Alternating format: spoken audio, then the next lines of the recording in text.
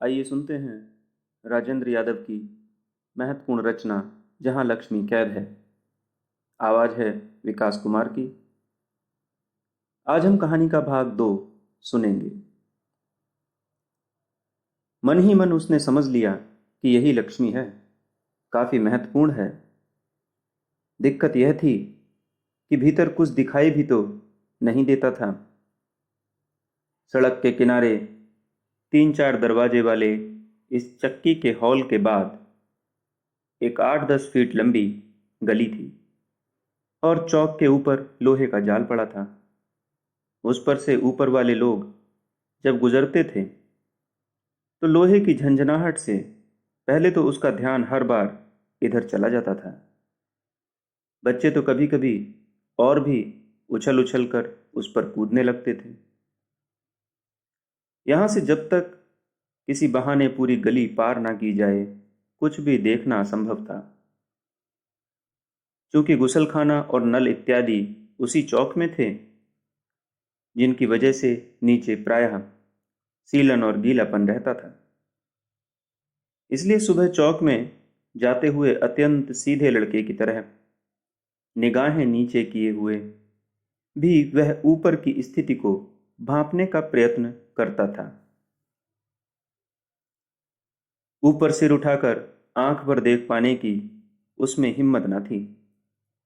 अपनी कोठरी का एकमात्र दरवाजा बंद करके तख्त पर चढ़कर मकड़ी के जाले और धूल से भरे जालीदार रोशनदान से झांक कर उसने यहाँ की स्थिति को भी जानने की कोशिश की थी। लेकिन वह कमबख्त जाली कुछ इस ढंग से बनी थी कि उसके फोकस में पूरा सामने वाला छज्जा और एकाध फुट लोहे का जाल भर आता था। वहां कई बार उसे लगा जैसे दो छोटे छोटे तलुए गुजरे। बहुत कोशिश करने पर टखने दिखे। हाँ, हैं तो किसी लड़की के पैर, क्योंकि हाथ में धोती का किनारा भी झलका था। उसने एक गहरी सांस ली और तख्त से उतरते हुए बड़े एक्टराना अंदाज में छाती पर हाथ मारा और बुदबुदाया, अरे लक्ष्मी जालिम, एक झलक तो दिखा देती। मुंशी जी, तुम तो देख रहे हो, लिखते क्यों नहीं? रामस्वरूप ने जब देखा कि गोविंद धीरे धीरे होल्डर का पिछला हिस्सा दांतों में ठोंकता हुआ हिसाब की कॉपी में अपलक कुछ घूर रहा है, तो पता नहीं कैसे यह बात उसकी समझ में आ गई कि वह जो कुछ सोच रहा है उसका संबंध सामने रखे हिसाब से नहीं है। उसने चौंक कर लड़के की तरफ देखा और चोरी पकड़ी जाने पर झेंप कर मुस्कुराया। तभी अचानक एक बात उसके दिमाग में कौंधी, यह लक्ष्मी रामस्वरूप की बहन ही तो है। जरूर उसका चेहरा इससे काफी मिलता जुलता होगा। इस बार उसने ध्यान से रामस्वरूप का चेहरा देखा कि वह सुंदर है या नहीं। फिर अपनी बेवकूफ़ी पर मुस्कुराकर एक अंगड़ाई ली, चारों तरफ ढीले हुए कंबल को फिर से चारों ओर कस लिया और अप्रत्याशित प्यार से बोला, अच्छा मुन्ना, कल सुबह दे देंगे। उसकी इच्छा हुई कि वह उससे लक्ष्मी के बारे में कुछ बात करे, लेकिन सामने ही चौकीदार और मिस्त्री सलीम काम कर रहे थे। असल में आज वह थक भी गया था। अचानक व्यस्त होकर बोला और जल्दी जल्दी हिसाब करने लगा। दुनिया भर की सिफारिशों के बाद उसका नाम कॉलेज के नोटिस बोर्ड पर आ गया कि वह ले लिए गए लड़कों में से है। आते समय कुछ किताब और कापियां भी खरीद लाया था।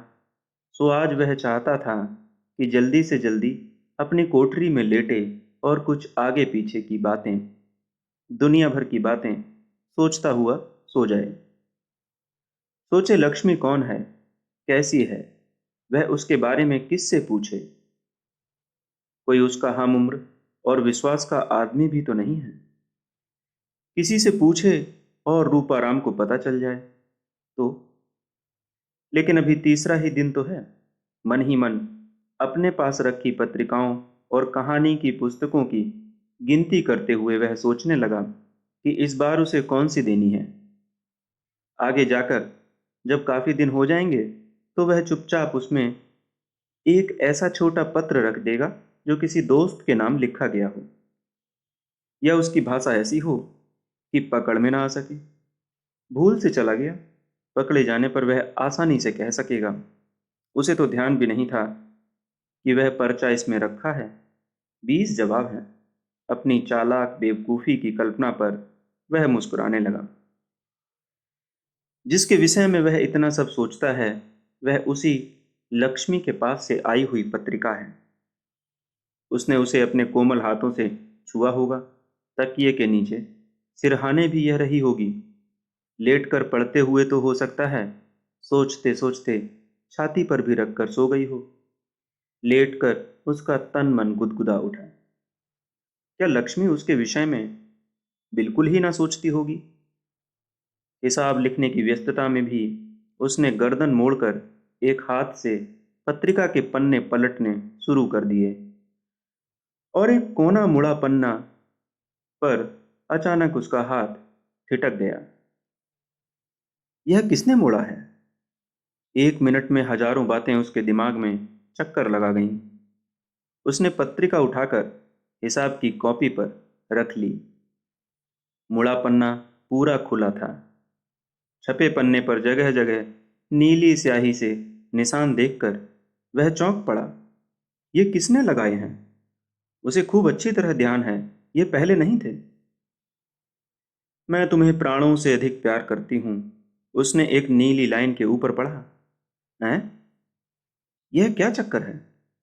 वह एकदम जैसे बौखला उठा। उसने फौरन ही सामने बैठे मिस्त्री सलीम और दिलावर सिंह को देखा। वे अपने में ही काम में व्यस्त थे। उसकी निगाह अपने आप दूसरी लाइन पर फिसल गई। मुझे यहां से भगा ले चलो। अरे, तीसरी लाइन, मैं फांसी लगाकर मर जाऊंगी।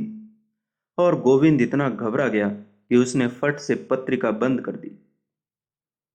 शंका से इधर उधर देखा, किसी ने ताड़ तो नहीं लिया।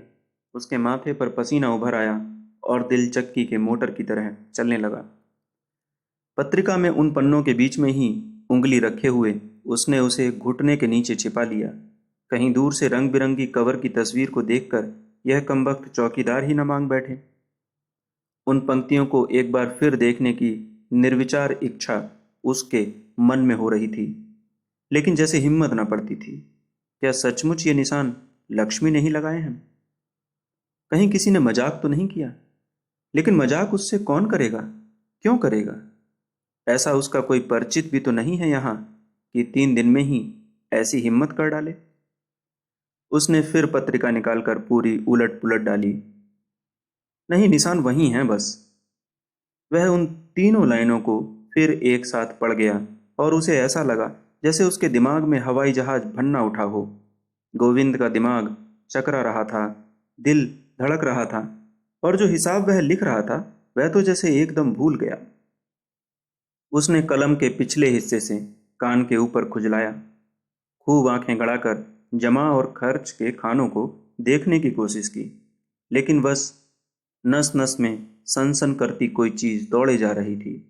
उसे लगा उसका दिल फट जाएगा और आतिशबाजी के अनार की तरह दिमाग फट पड़ेगा। अब वह किससे पूछे? ये सब निशान किसने लगाए? क्या सचमुच लक्ष्मी ने? इस मधुर सत्य पर विश्वास नहीं होता। मैं चाहे उसे न देख पाया हूं, उसने तो जरूर ही मुझे देख लिया होगा। अरे, ये लड़कियां बड़ी तेज होती हैं। गोविंद की इच्छा हुई, अगर उसे इसी क्षण शीशा मिल जाए तो वह लक्ष्मी की आंखों से एक बार अपने को देखे, कैसा लगता है। लेकिन यह लक्ष्मी कौन है? विधवा, कुमारी, विवाहिता, परित्यक्ता? क्या? कितनी बड़ी है? कैसी है? उसकी नस नस में एक प्रबल मरोड़ सी उठने लगी कि वह अभी उठे और दौड़कर भीतर के आंगन की सीढ़ियों से धड़ाधड़ चढ़ता हुआ ऊपर जा पहुंचे। लक्ष्मी जहां भी जिस कमरे में बैठी हो, उसके दोनों कंधे झकझोर पूछे, लक्ष्मी, लक्ष्मी, यह तुमने लिखा है? तुम नहीं जानती लक्ष्मी, मैं कितना अभागा हूं। मैं कतई इस सौभाग्य के लायक नहीं हूं, और सचमुच इस अप्रत्याशित सौभाग्य से गोविंद का हृदय इस तरह पसीज उठा कि उसकी आंखों में आंसू आ गए। डोरी से लटकते हुए बल्ब को अपलक देखता हुआ वह अपने अतीत और भविष्य की गहराइयों से उतरता चला गया। फिर उसने धीरे से अपनी कोरों में भरे आंसुओं को उंगली पर लेकर इस तरह झटक दिया जैसे देवता पर चंदन चढ़ा रहा हो। उसका ढीला पड़ा हुआ हाथ अब भी पत्रिका के पन्ने को पकड़े था। एक बार उसने फिर उन पंक्तियों को देखा। मान लो लक्ष्मी उसके साथ भाग जाए, कहाँ जाएंगे वे लोग, कैसे रहेंगे, उसकी पढ़ाई का क्या होगा, बाद में पकड़ लिए गए तो। लेकिन आखिर यह लक्ष्मी है कौन?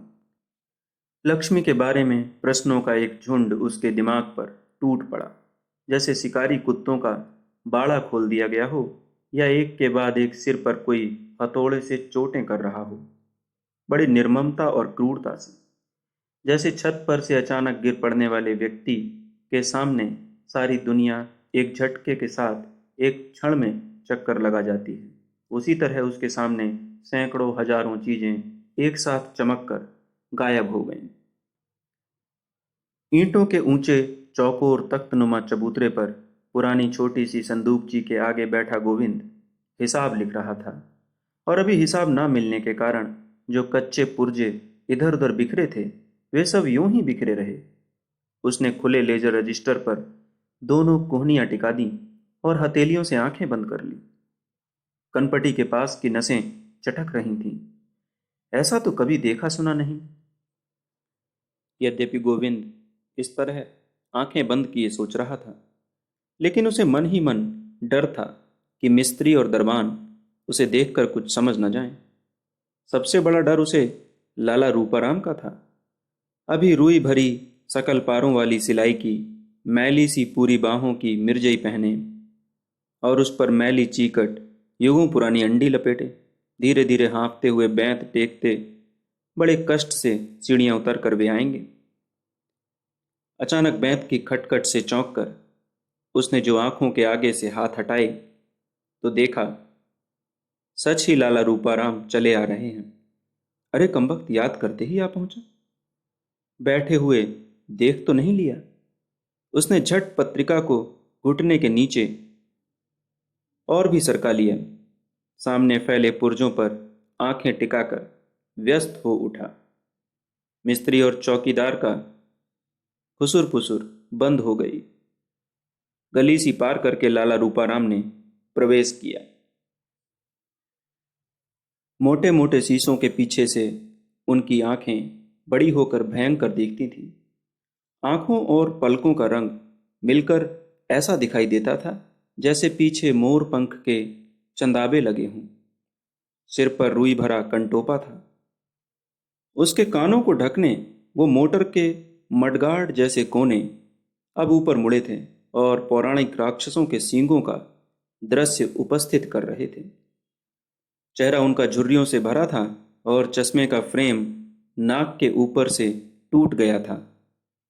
उसे उन्होंने डोरा लपेटकर मजबूत कर लिया था। दांत उनके नकली थे और शायद ढीले भी थे, क्योंकि उन्हें वे हमेशा इस तरह मुंह चला चला कर पीछे सरकाए रहते थे जैसे च्युइंगम चबा रहे हैं। गोविंद को उनके इस मुंह चलाने और मुंह से निकलती तरह तरह की आवाज़ों से बड़ी उबकाई सी आती थी, और जब वे उससे बात करते तो वह प्रयत्न करके अपना ध्यान उस ओर से हटाए रखता। लाला रूपाराम की गर्दन हमेशा इस तरह हिलती रहती जैसे खिलौने वाले बुढ़े को गर्दन का स्प्रिंग ढीला हो गया हो। घुटनों तक की मैली कुचैली धोती और मिलिट्री के कबाड़िया बाजार से खरीद कर लाए गए मौजों पर बांधने की पट्टियां, जो शायद उन्हें गठिया के दर्द से बचाती थी। बिना फीते के खीसे निपोरते हुए फटे पुराने बूट, उन्हें देखकर हमेशा गोविंद को लगता कि इस आदमी का अंत समय निकट आ गया है। जब लाला रूपाराम पास आ गए तो उनसे सम्मान में चेहरे पर चिकनाई वाली मुस्कान लाकर उनकी ओर देखते हुए स्वागत किया। ईंटों के चबूतरे पर लगभग 2 स्याही के दाग और छेद वाली दरी पर रामस्वरूप के उससे सटकर खड़े होने से एक मोटी सी सिकुड़न पैदा हो गई। उसके हाथ से ठीक करके उसने कहा, लाला जी यहाँ बैठिए। लाला जी ने हाँफते हुए बिना बोले ही इशारा कर दिया कि नहीं, वे ठीक हैं, और वे टीन की कुर्सी पर ही उसकी ओर मुंह करके बैठ गए और हाँफते रहे। असल में उन्हें सांस की बीमारी थी और वे हमेशा प्यासे कुत्ते की तरह हाँफते रहते थे। उनके वहां आ बैठने से एक बार तो गोविंद कांप उठा। कहीं कमबख्त को पता तो नहीं चल गया, कुछ पूछने ताछने ना आया हो। हालांकि लाला रूपाराम इस समय खा पीकर एक बार चक्कर जरूर लगाते थे, लेकिन उसे विश्वास हो गया कि हो ना हो बुढ़ा ताड़ गया है। उसका दिल धसक चला। रूपाराम अभी हाँफ रहे थे। गोविंद सिर झुकाए ही हिसाब किताब जोड़ता रहा। आखिर स्थिति संभालने की दृष्टि से उसने कहा, लाला जी, आज मेरा नाम आ गया कॉलेज में। अच्छा, लाला जी ने खांसी के बीच में ही कहा।